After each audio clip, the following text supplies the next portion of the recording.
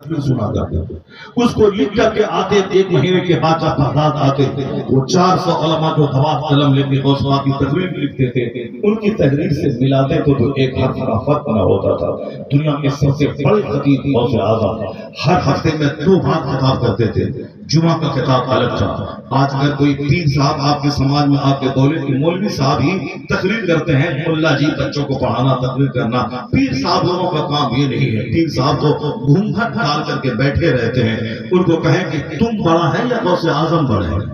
تم اپنی جہالت و لا علمی پہ پردہ ڈالنے کے لیے یہ کیوں بولتا ہے کہ پیر صاحب لوگ تقریر نہیں کرتے ہیں؟ جب تقریر ہی نہیں آتی ہے تو کیا تقریر تم کرے گا؟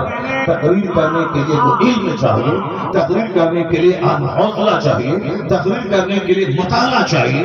جب تیرے پاس علم نہیں ہے تو گھونگھٹ ڈال کر کے جاہلوں کو الو بنا کر کے چند سکے لے کے گھر بار کیوں چلانا چاہتا ہے؟ کوئی دوسرا کام کر لیتا اور کیوں بولتا ہے کہ تقریر کرنا مولانا مولوی کا کام ہے، پیر لوگ نہیں کرتے ہیں یا ملا جی کرتے ہیں؟ ان سے پوچھے کہ تم بڑا ہے یا سارے ولیوں کے سردار بڑے ہیں؟ جب سارے ولیوں کے سردار کی خطابت کا کوئی جاساری نہیں ہے، وہ 70 ہزار کے مجمع کو خطاب کرتے تھے، ہفتے میں 2 بار خطاب کرتے تھے، اور تقریر کی کتاب آج تک پریس سے چھپ کے باہر آ رہی ہے۔ جب سارے ولیوں کے سردار خطیب تھے، اس کا مطلب ہے کہ قادری سچا وہی ہوگا اور غوث اعظم کے سلسلے کا پیر وہی ہوگا جو خطابت کرے گا، جو امر بالمعروف کرے گا، جو لوگوں کو سمجھائے گا۔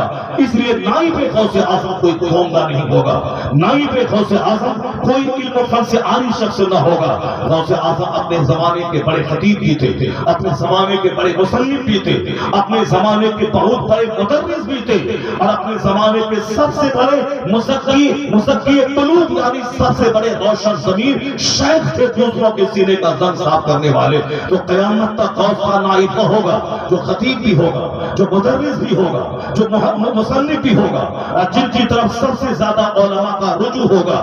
تو آج اس پچھلے 150 سال کے اندر میں اس روئے زمین کا بالخصوص بر صغیر ہند و پاک کا کوئی ایسا شخص نظر نہیں آتا جس میں خطابت کا، تصنیف کا اور درس و تدریس کا جوہر بدرجہ اعظم موجود ہو، اور زیادہ کثرت سے علماء کا ان کی طرف رجحان ہو۔ ایک ساتھ اعلیٰ حضرت کی تھی جس کی تصنیف لاجواب، جن کی تدریس لاجواب، جن کی خطابت لاجواب، علماء کا رجوع۔ اس لیے لوگوں نے خواب میں غوث اعظم کو دیکھا، پوچھا حضور آپ کا نائب کون ہے جانشین اس وقت دنیا میں؟ تو غوث اعظم کو کہتے ہوئے سنا گیا اس وقت احمد رضا خان میرا جانشین ہے۔